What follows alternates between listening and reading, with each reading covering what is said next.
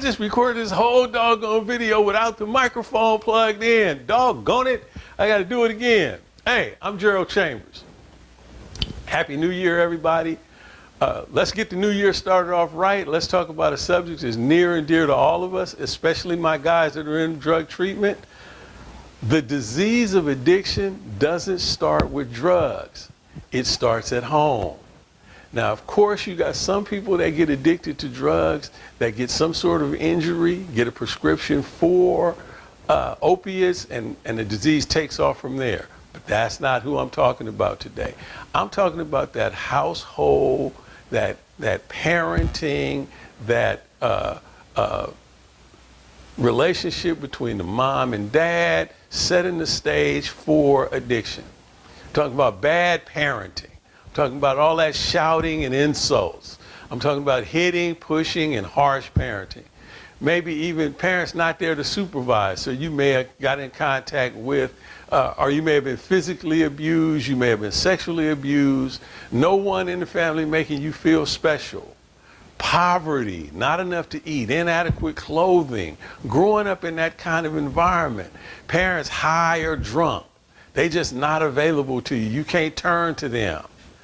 You can't talk to them about nothing. You more afraid of them than whatever it is you're going up against in life. Guidance is a big part of parenting. Navigation is a huge part. Parents are there to help you navigate life. If you're drunk or under the influence or not around, you can't help your kids navigate. How about domestic violence? You know, why kids watching, you guys watching your parents fight and trying to figure out, you know, where you fit into all that. Being afraid of your parents, being afraid of your household. Your home, you can't do homework because your household is too chaotic. Living with somebody with mental illness. Parents incarcerated. Gone for extended periods of time. Not only incarcerated, but in drug treatment. Away from you, not there to help guide and direct, not there to help you organize your day, not there to help you with your homework, not there to show you how to read, how to write, how to spell, you know, help you with your athletic pursuits, help you learn music or do the thing. You know, the part about parenting is you gotta help kids do hard things without killing them. And a lot of us that had problems with drugs and are currently having problems with drugs, the parenting was just inadequate. It just wasn't right. Parents didn't get the assignment right. And it's not anybody's fault. Our families were attacked. Our families are attacked currently. Slavery, Jim Crow, discrimination, the war on drugs, mass incarceration, poverty, all those things impact our family life. And so as you're sitting there in drug treatment, you want to get clean, but you also want to go back home and see if you can be a better parent to your children. Be there, help them with things. You know, when you go to meetings, one thing you find out is that nothing happens in your life that we don't talk about in a meeting. That's basically what parents are supposed to do. We're supposed to prepare children for every situation that they might find themselves in. Math class, English class, science class, the athletic fields, the basketball court.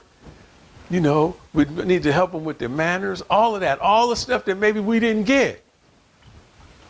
That's what recovery is. We got to reinstall that stuff. We got to get it. We got to download it from another nervous system. We got to get with some people that know so we can learn how to do it and go back home and try to apply this stuff. Want to bring it up because if you don't get the assignment right, no matter how good you do, if your kids don't do good, your money's going to go to get them out of jail or bail them out of some situation or doing a whole bunch of remedial work that you need to do with them so that they can have some kind of life. So, you know, families, American families are really a mess right now. Not just black families, white families too, they're a mess. You know, we need to, and I'm just bringing this up because this is an area, you know, this is an area that we really need to pay attention to. We need to improve our parenting so that this disease doesn't replicate itself. And so that's part of your responsibility, is getting clean, going back and being a parent. Just want to wish everybody a happy new year. It's seemingly hopeless.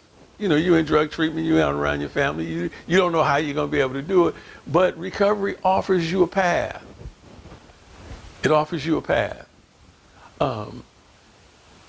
And, you know, I'm here, the reason I'm making these videos is so that we know what the assignment is. So that you don't, while you're taking a victory lap, while you're in drug treatment, your kid is out hanging with other children just like him that might be missing fathers or might be going through a whole bunch of stuff at home. And one of them, Pookie, Nuck, one of them dudes might have marijuana, might have alcohol, might have a gun, right? And so they getting started on that deviant behavior, on that degeneracy, on that addiction.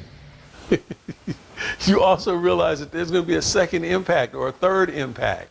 You know, when you're driving in a car and you hit a brick wall, there's two impacts. There's the first impact of hitting the brick wall, and then everything in the back seat flies up and hits you in the back of the head. So this parenting situation is going to come back to haunt you. And I need you to know that, because reality must be dealt with every day in recovery. And also, you may have a health impact. And no matter what, you can't use anything. And you still got to be present. You still got to show up. So for those of you that are in there and your only coping skill is smoking a cigarette to deal with your feelings, you may have a health impact down the road where the doctor says, hey, you got a problem now that we got to deal with. That's why I'm always harping on my guys to stop smoking, because we know that people that smoke cigarettes relapse at a higher rate than people that don't. And my job is to deliver the mail. It's up to you to open it. It's up to you to apply what you're hearing in your life. And so that's why I'm saying it to you. You can't act like you don't know now. So anyway, you know, I'm not criticizing. I'm here to help. You can reach me. You know, you can call me. We can talk about it. I can put you in contact with the right people to help you do what you need to do. But if you don't understand what the assignment is, there's nothing anybody can do. So anyway, here's to 2026, and you getting off to a good start, a good year, and you figuring out what your responsibility is and taking care of it. Till next time.